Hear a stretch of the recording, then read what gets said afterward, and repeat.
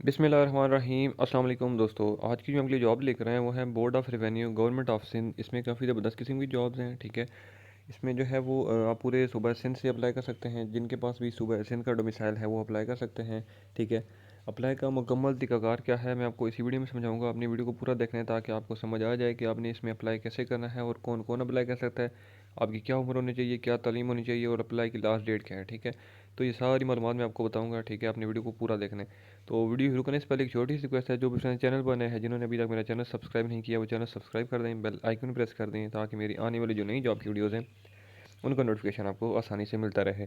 तो चलते हैं, सबसे पहले आपको मैं जॉब की एडवर्टाइजमेंट दिखा देता हूँ, दैन उसके बाद उसमें अप्लाई का तरीका भी समझा देता हूँ।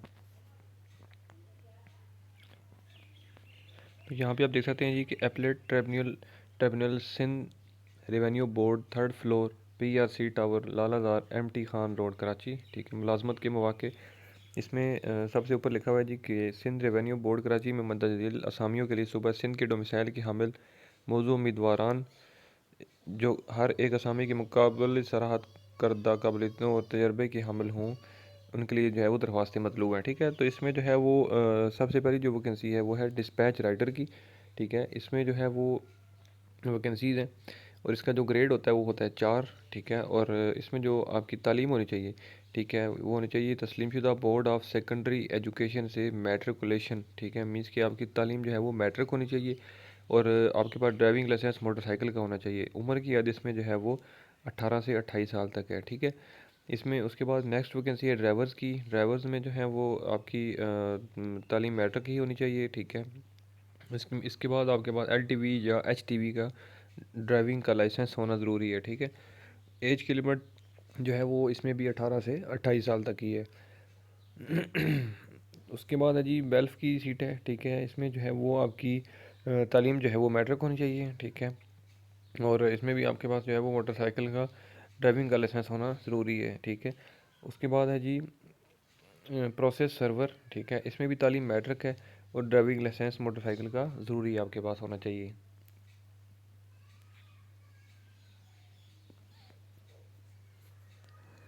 उसके बाद जो नेक्स्ट वैकेंसी है जी वो है नायब कासद की। नायब कासद में जो है वो तालीम आपकी मिडिल पास होनी चाहिए और जो एज की लिमिट है वो है 18 से 28 साल। ठीक है जी, उसके बाद चौकीदार की वैकेंसीज़ हैं। चौकीदार में भी तालीम आपकी प्राइमरी पास होनी चाहिए। इसके बाद माली की जो है वैकेंसीज, इसमें भी तालीम प्राइमरी पास है। ठीक है, और सेंट्री वर्कर में भी तालीम प्राइमरी पास है। ठीक है, तो ये सब वैकेंसीज़ हैं। ठीक है, इनमें जो है वो तादाद नहीं लिखी हुई कि कितनी कितनी वैकेंसीज़ हैं। ठीक है, तो इसमें जो है वो आप लोग अप्लाई कर सकते हैं। ठीक है, उसके बाद जो इसमें अप्लाई का तरीकाकार है जी मैं आपको वो बता देता हूँ। और इसमें अप्लाई की जो लास्ट डेट है वो है जी 20 जून 2023।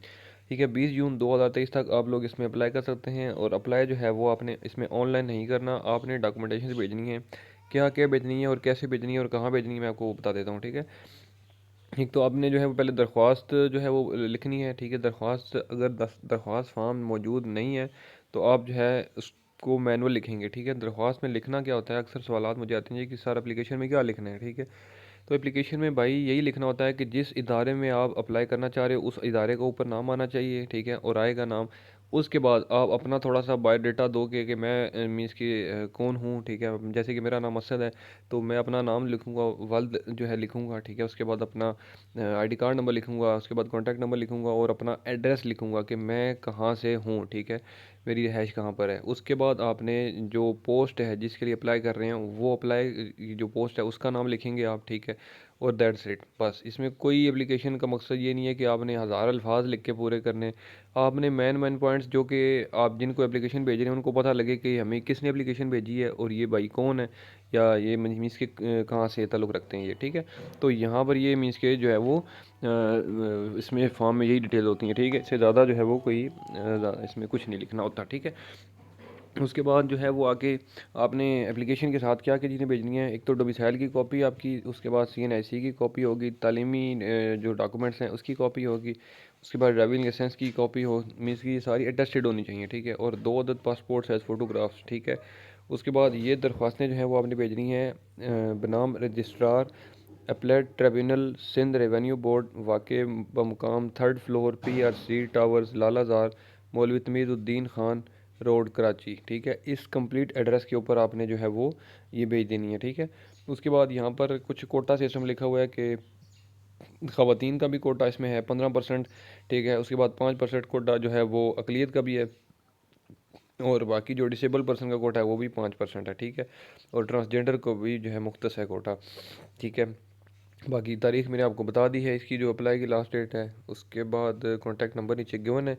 मज़ीद आप किसी भी जो है वो मतलब हेल्प के लिए या किसी भी इन्फॉर्मेशन के लिए आप इस पर जो है रब्ता कर सकते हैं। और यहाँ पर लिखा है कि